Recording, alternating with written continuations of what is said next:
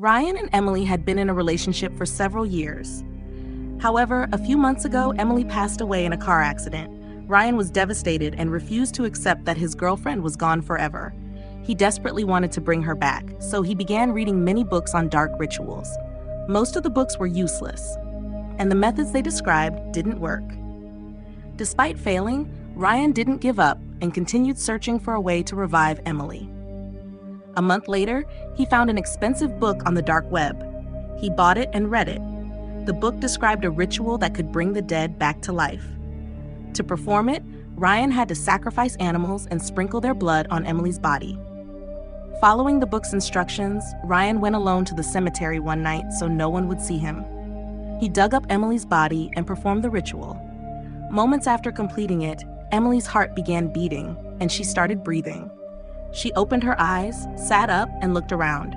Ryan was overjoyed and hugged her, crying. But Emily didn't speak. He thought she was still in shock from returning from the dead, so he took her home. There, he gave her new clothes and asked her to take a shower. Emily cleaned herself, but still, she said nothing. Ryan made dinner for her and placed the food in front of her. Emily stared at the food, but didn't eat it.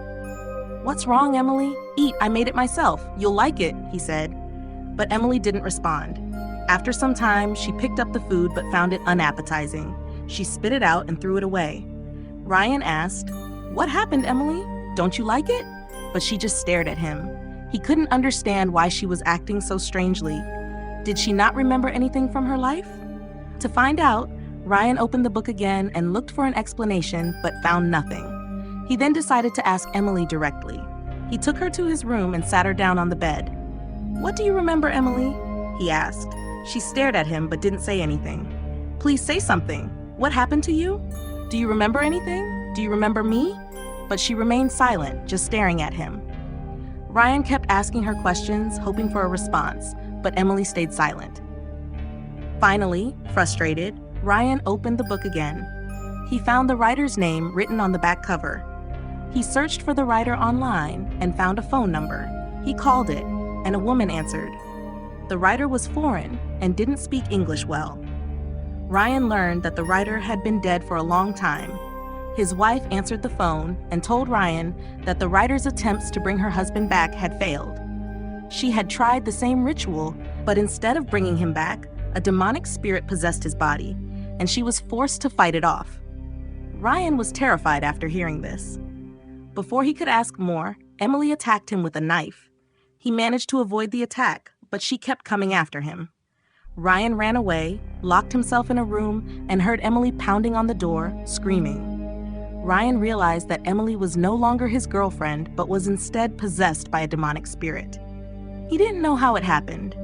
He had followed the ritual correctly. To understand more, he called the writer's wife again. She told him that the ritual had been written by someone who worshipped demons. The writer had learned about it and published it. No one had ever successfully brought someone back to life with this ritual. It only summoned demons from hell to possess the bodies of the dead. Ryan broke down in tears and begged to have Emily back. The writer's wife told him it was impossible. The dead could never be brought back. If it were possible, she would have brought her husband back. She advised him to let go of Emily and bury her again. Ryan didn't want to accept that, so he thought and thought, but found no solution. Nothing worked. The rituals and methods had all failed. The ritual had brought Emily back, but it was not really her. "I won't give up so easily," Ryan thought. He called his friend Mark, a police officer, for help. Mark came over, though he was skeptical of Ryan's story. Ryan showed him Emily, who was banging on the door and screaming. Mark was shocked. He pulled out his pistol and told Ryan to open the door. "No, I can't open it. She'll attack us," Ryan protested. "Let her attack. I'll shoot her," Mark said. "What? No," Ryan cried. "Don't worry. She's already dead. I'll shoot the demon, not a living person." Ryan reluctantly opened the door, and Emily lunged at them. Mark shot her in the legs to stop her from attacking. She fell to the ground, but still stared at them with hatred. Ryan and Mark tied her to a chair with ropes, but she began speaking in a terrifying voice. "What do you think you're doing? You think you can keep me tied?" she asked. Ryan asked, "Who are you? Where is my Emily?" The demon replied, Your Emily is burning in hell forever. I've taken her place." Ryan couldn't believe it. The demon laughed and said, "If you don't believe me, go to hell and see for yourself." Ryan was heartbroken, but determined to help Emily. He decided to burn her body so that the demon could be sent back to hell. With Mark's help, they set the body on fire. As it burned, Emily's soul appeared once more and spoke to Ryan. "I've been wandering since my death. You didn't burn my body, so I couldn't be freed," she said. "You can't bring me back, Ryan. Please stop trying. Let me go." Ryan begged her. "I want you back, Emily." She replied, "You can't bring me back. I'm dead. Please let me go." Ryan wiped his tears and agreed. "If this is what you want, I'll let you go." As Emily's spirit smiled one last time, she disappeared. Mark and Ryan burned the body completely. The demon screamed, but when the body was fully consumed by fire, the spirit fell silent.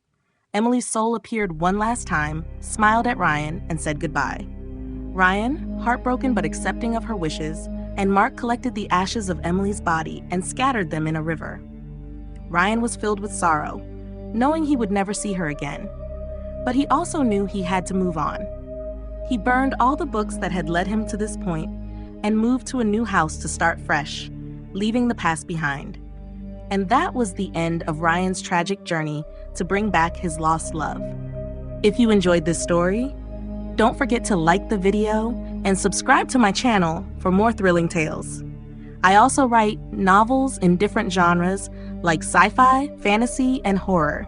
If you'd like to check them out, click the link in the description below. Thank you for watching, and stay tuned for more exciting stories.